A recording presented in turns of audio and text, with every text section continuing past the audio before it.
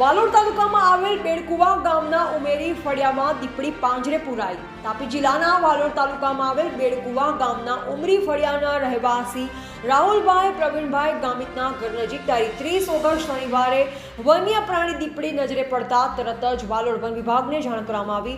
તારીખ 30 ઓગસ્ટ શનિવાર સાંજે ઉમેરી ફળિયામાં પાંજરું મૂકવામાં આવ્યું અને તારીખ 1 સપ્ટેમ્બર સોમવાર સવારે 5 વાગે શિકારની શોધમાં નીકળેલી 4 વર્ષની દીપડી પાંજરે પુરાઈ।